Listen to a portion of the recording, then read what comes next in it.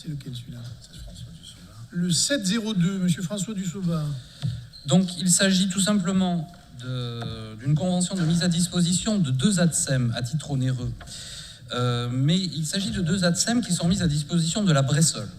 Donc j'aimerais quand même juste préciser que, évidemment, depuis les décisions de la Chambre régionale des comptes, depuis ce que la Chambre régionale des comptes a demandé à ce qu'on mette de l'ordre, ces dispositions se font à titre onéreux, comme pour toutes les associations, même les régies. Sauf que dans ce cas-là, elle est véritablement à titre onéreux, mais jusqu'à présent, il était, comme on fait par exemple quand on vote les mises à disposition au Palais des Congrès, il était fait une forme de remboursement.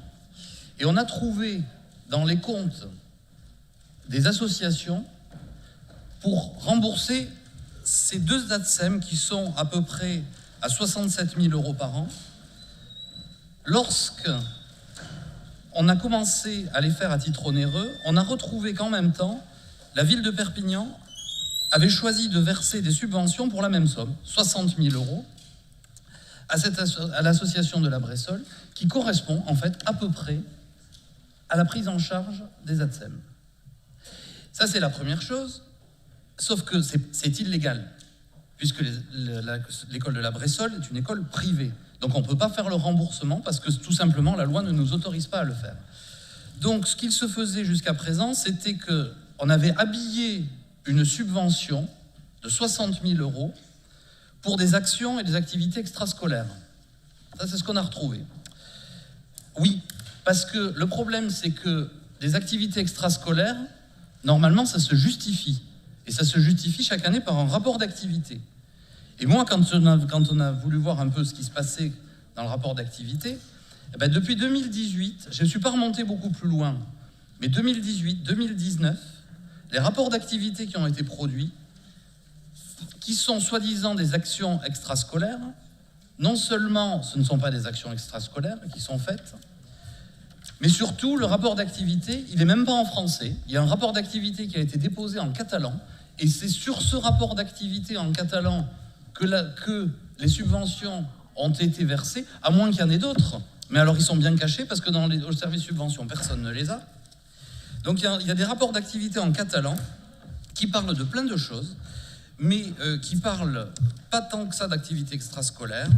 Voilà. Donc nous, c'est tout ce qu'on a trouvé. Donc a priori, l'année dernière, la subvention n'a pas été versée. Et puis maintenant, elle n'est même plus demandée. Elle n'est pas demandée. Alors maintenant, elle n'est plus demandée.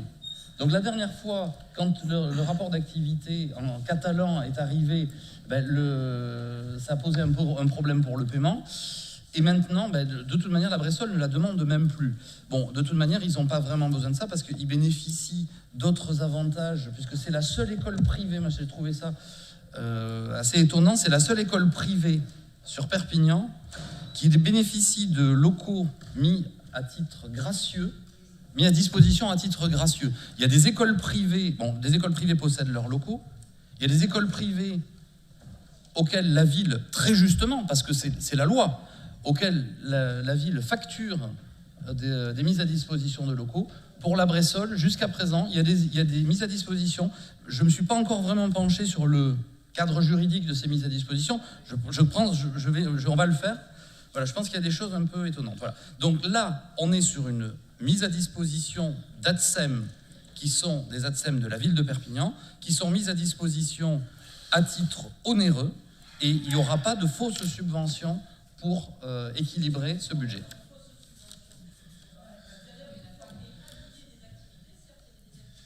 Pardon, j'ai pris la parole là. Vous lisez le catalan ? Voilà. Non, pas du tout. Alors comment vous avez pu avoir le rapport d'activité ? Non, c'est pas ça, monsieur Dussauvat. C'est chacun son travail. À un moment donné, il y a des cadres qui sont en capacité de demander ce courrier ou ce rapport d'activité en français. Ah, mais ils l'ont demandé, on en a pas, mais il n'y en a pas de traces. Mais chacun doit faire sa part de travail aussi. Donc, vous anticipez. C'est avec ce document qu'on est par rapport à cette école catalane. Je crois, pardon ? Oui, vous jubilez. Ah non, je jubile pas du tout. Je jubile pas du tout quand je vois ça. Vous le présentez d'une façon où Non, il faut non, tout je mettre suis en par colère, terre. oui, mais je jubile pas voilà. quand je vois ce genre de choses. Non, c'est pas possible. C'est pas Non, non. possible, Bon, fait. monsieur Dussoba.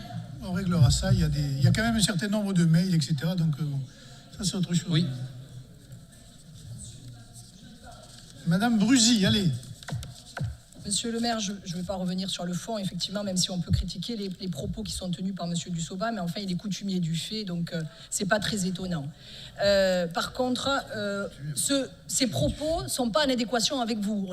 C'est pas la première fois, d'ailleurs, qu'il y a une discordance entre certains élus pas et fait vous. pareil, hein. En fait, sauf erreur de ma part, vous m'avez dit, quand je suis intervenu sur le sujet de la Bressol, moi, je vous ai fait part de mon inquiétude par rapport au recours qui avait eu lieu, et je vous ai fait part de mon inquiétude par rapport au projet. Et je vous ai dit, c'est un vrai sujet, c'est un vrai besoin, des parents attendent, et donc, en 2 mots, je vous ai clairement dit, est-ce que vous êtes pour ou contre le projet? Et vous m'avez dit, je suis absolument pas contre, bien au contraire, vous alliez dans le sens. Et les propos de votre élu, là, laissent penser véritablement qu'on va aller regarder pour voir comment on peut, quelque part, leur couper les vivres. C'est presque ça, l'impression que ça donne.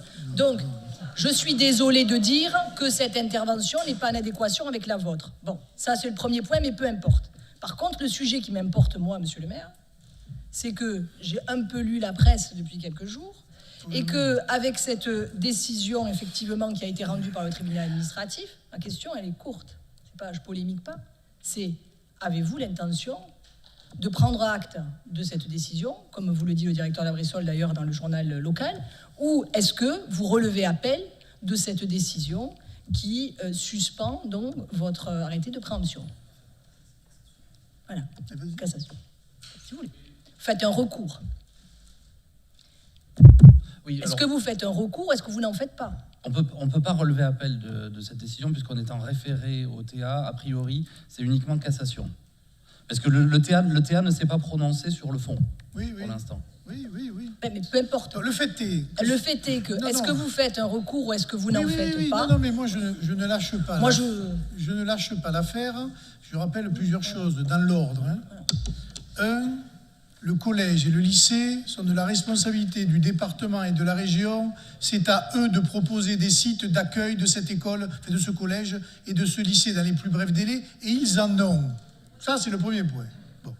Le deuxième point, nous avons, comme et depuis longtemps, l'intention et l'ambition d'acheter, c'est pour ça que nous avons fait la préhension, ce couvent. Donc oui, nous allons continuer et nous allons aller sur le fond. Je remarque simplement que par cette situation que je trouve déplorable, mais enfin c'est comme ça, donc la Bressol ne peut pas acheter, grande 1. La mairie ne peut plus préempter, grande 2, et les sœurs, elles, ne peuvent plus quitter leur domicile. Il faudra attendre maintenant une décision sur le fond. Voilà. Donc, mais j'ai vu que la Bressol prenait ses dispositions, et j'ai surtout vu que c'était une affaire purement politicienne. Et je vais en donner 2 exemples. Ne vous offusquez pas, Madame Gavalda-Molina, ce n'est que politicien. Bon.